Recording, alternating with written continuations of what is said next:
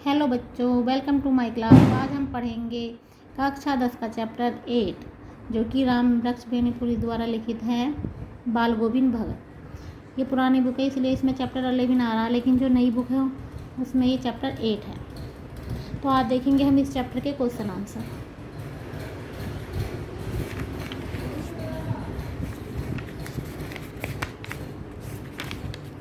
तो सबसे पहला क्वेश्चन देख लेते हैं। खेती बाड़ी से जुड़े, खेती बाड़ी लिखा हुआ है क्योंकि इस लैंग्वेज में है।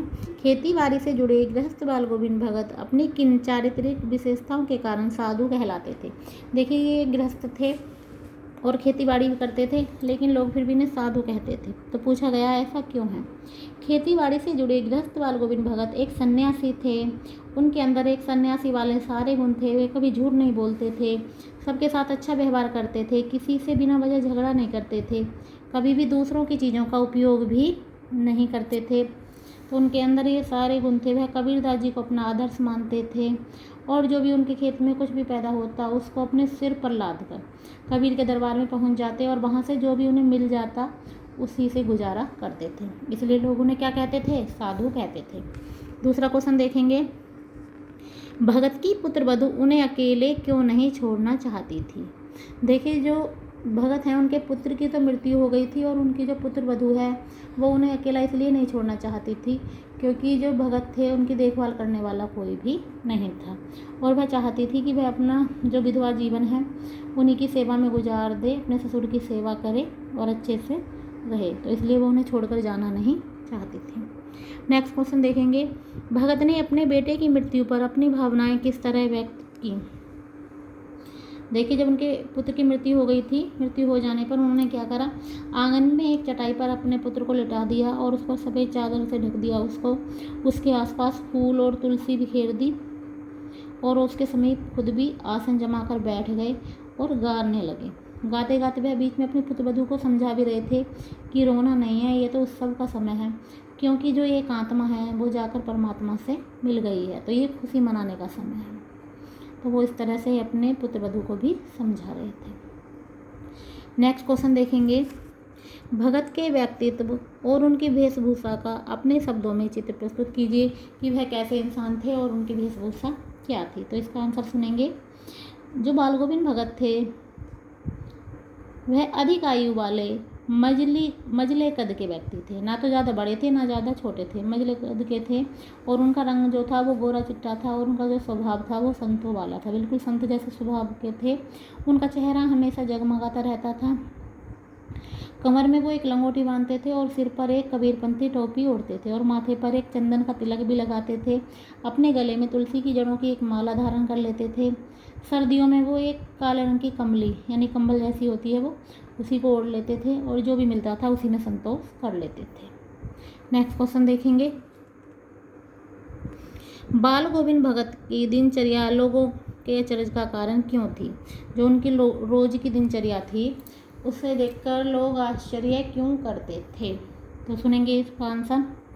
बाल गोविंद भगत हर वर्ष की भांति जीवन के अंतिम वर्ष में भी, जो मतलब लास्ट समय चल रहा था उनका और वो बीमार भी रहने लगे थे, उसमें भी गंगा स्नान करने के लिए 30 कोस पैदल जाते थे। रास्ते में वो किसी का सहारा नहीं लेते थे। जब वह अंतिम बार नहा कर आए तो वो बीमार रहने लगे थे और उनका स्वास्थ्य जो था वो गिरने लगा था, लेकिन उन्होंने अपने नियम नहीं छोड़े थे और बुढ़ापे में भी उनके अंदर जवानी जैसा जोश था। वह गाते थे, बजाते थे, प्रसन्न रहते थे, अपने खेतों में भी वह काम करते थे। ये सब देखकर, ऐसी दिनचर्या देखकर लोग बड़ा आश्चर्य करते थे। नेक्स्ट क्वेश्चन देखेंगे। पाठ के आधार पर बाल गोविंद भगत के मधुर गायन की विशेषता लिखिए कि इस पाठ के आधार पर बताना है कि उनका गायन कैसा था। तो पाठ के आधार पर उनके गायन के बारे में सुनेंगे आप। तो सबसे पहले वह प्रभु भक्ति के गीत गाते थे हमेशा और वो मस्ती में गाते थे और इतना अच्छा गाते थे कि सब सुनकर बहुत प्रसन्न हो जाते थे, सबको सुनकर बहुत अच्छा लगता था। गर्मी के दिनों में वे अपने घर के आंगन में आसन जमा लेते थे अपना और गांव के भी कुछ लोग आ जाते थे जो खजड़ी और तालियों के ताल में भगत जब गीत गाते थे तो पीछे पीछे लोग दोहराते रहते थे और सब सुनकर बहुत ज़्यादा प्रसन्न होते थे, मस्ती में झूमने लगते थे। उनके संगीत में जादुई प्रभाव था, ऐसा लगता था जैसे कुछ जादू सा हो गया हो। खेतों के काम करने वाले किसान भी, मजदूर के हाथ और पाँव भी एक विशेष लय में चलने लगते थे। मतलब बहुत पेशेंट होते थे वो, काम करते करते जो उनके हाथ पैर थे वो और भी ज़्यादा तेज़ी से चलने लगते थे। तो उनके संगीत में एक जादू था। आगे देखेंगे, कुछ मार्मिक प्रसंगों के आधार पर यह दिखाई देता है कि बाल गोविंद भगत प्रचलित सामाजिक मान्यताओं जो समाज में चल रही हैं उनको नहीं मानते थे। पाठ के आधार पर उन प्रसंगों का उल्लेख कीजिए कि ऐसे कौन से प्रसंग आए हैं इस चैप्टर में जब ऐसा लगता है कि वह सामाजिक मान्यताओं को नहीं मानते थे। तो सुनेंगे इसका आंसर। पाठ के आधार पर कुछ ऐसे प्रसंग आए जिनसे पता चलता है कि वह सामाजिक मान्यताओं को नहीं मानते थे। जैसे कि जब उनके पुत्र की मृत्यु हुई तो उन्होंने शोक नहीं मनाया, बल्कि वो सबसे कह रहे थे कि उत्सव मनाओ, ये तो उत्सव का समय है और जो आत्मा है वो परमात्मा से मिल गई है। और दूसरी बात यह है कि जब उनके पुत्र की मृत्यु हो गई थी तो उन्होंने अपनी पुत्र वधू को विधवा बना के नहीं रखना चाहा। उन्होंने कहा कि इसकी दूसरी शादी करा देते हैं और उन्होंने अपने पुत्र को अग्नि भी अपनी पुत्र वधू के हाथों ही दिलाई थी। वो इन बातों को भी नहीं मानते थे कि एक महिला किसी को अग्नि नहीं दे सकती। उन्होंने कहा कि भाई तुम्हारा पति है तुम इसको अग्नि दो। तो इस तरह की उनकी इन बातों से पता चलता है कि वह सामाजिक मान्यताओं को नहीं मानते थे। उन्होंने ये भी कहा उसके भाई से, जो उनका पुत्र की पत्नी का जो भाई था, कि इसे ले जाओ अपने साथ और इसकी दूसरी शादी करा दो। तो इन सब से यही पता चलता है कि उनकी जो सोच थी बहुत अच्छी थी। वो जो सामाजिक मान्यताएं पुरानी चली आ रही हैं वह उनको नहीं मानते थे। अब देखेंगे नेक्स्ट क्वेश्चन। धान की रोपाई के समय समूचे माहौल को भगत की स्वर लहरियाँ किस तरह चमत्कृत कर देती थीं? उस माहौल का शब्द चित्र प्रस्तुत कीजिए। अब आपको बताना है कि ऐसे कैसे चमत्कृत कर देती थी। जब रोपाई हो रही होती थी तो माहौल कैसे बदल जाता था। गर्मी की उमस भरी बाल गोविंद भगत जब गाना प्रारंभ करते थे तो ऐसा लगता था जैसे उनका कंठ एक एक शब्द की संगीत की सीढ़ियाँ चढ़कर मानो स्वर्ग की ओर जा रहा हो। खेलते हुए बच्चे भी झूम उठते थे। जो मैट पर खड़ी औरतें थीं वो भी गुनगुनाने लगती थीं।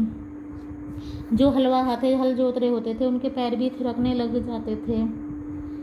और सबकी जो काम करने वाले हैं उनकी उंगलियां भी एक अजीब क्रम में ही चलने लगती थी। चाहे मूसलाधार वर्षा हो, चाहे तेज गर्मी या जाड़ों की कड़कती सुबह हो, उनके संगीत को कोई भी मौसम प्रभावित नहीं कर पाता था। गर्मियों की उमस भरी संध्या में उनके घर के आंगन में खजड़ी करताल की भरमार हो जाती थी।